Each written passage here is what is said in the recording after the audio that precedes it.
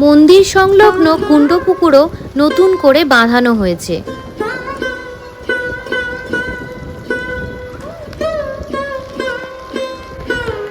আর মূল মন্দিরের চূড়াটাতেও ৮০ কেজি সোনা দিয়ে মোড়া হয়েছে। হিন্দু শাস্ত্র অনুযায়ী ৫১টি সতীপীঠের মধ্যে অন্যতম সতীপীঠ হল এই কালীঘাট মন্দির। বহুকাল আগে আদি গঙ্গার পাশে কালীক্ষেত্র নামে ঘন জঙ্গলপূর্ণ এই স্থানে আত্মারাম ব্রহ্মচারী নামে এক ব্রাহ্মণ বাস করতেন। গঙ্গার তীরে সন্ধ্যের সময় তিনি হঠাৎই একদিন অলৌকিক আলো দেখতে পান। এই আলোর উৎস খুঁজতে গিয়ে তিনি গঙ্গা থেকে মা কালীর মুখ আর পদাঙ্গুলি সদৃশ পাথর খুঁজে পান।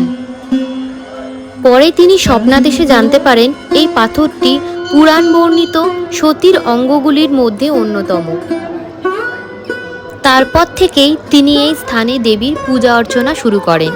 তখন থেকেই দিকে দিকে সতীপীঠের মাহাত্ম্য ছড়িয়ে পড়ে এবং প্রতিষ্ঠিত হয় মহাতীর্থ কালীঘাটের।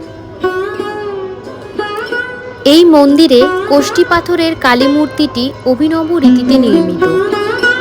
মায়ের মাথা সোনার মুকুটে শোভিত, রয়েছে সোনার তৈরি লম্বা জিভ। এছাড়া দেবীর মাথার ওপরে আছে সোনার তৈরি ছাতা। মায়ের পদতলে রয়েছেন ১ মণ ওজনের রূপোর শিব। পেছনে আছে ২৫ কেজি রূপোর তৈরি নকশা করা চালচিত্র। মায়ের বাম হাতে আছে ২ কেজি ওজনের সোনার খড়গ। নিচের বাম হাতে আছে ১ কেজি ওজনের মুন্ড। ডান দিকে দুটি হাতে আছে বর ও অভয় মুদ্রা। এই মন্দিরে নিত্য কালী পুজো হয়। প্রতিদিন বিভিন্ন পালাদার ভোগের দায়িত্বে থাকেন।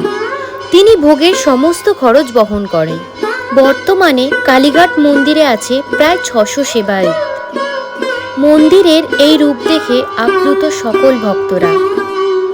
কালীঘাট মন্দির প্রতিদিন সকাল ৫টা থেকে দুপুর ১টা পর্যন্ত আর বিকেল ৪টে থেকে রাত ১১টা পর্যন্ত খোলা থাকে। মাকে ভোগ নিবেদন করা হয় বেলা ১২টার সময়। শনি ও মঙ্গলবার অন্যান্য দিনের তুলনায় বেশি ভিড় হয়। মূল মন্দিরের পাশেই আছে জোড়া শিব মন্দির।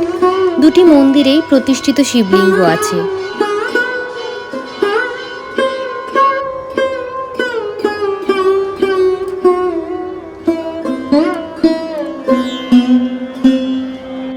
এই কালী মন্দির বাংলা স্থাপত্যের এক অন্যতম নিদর্শন।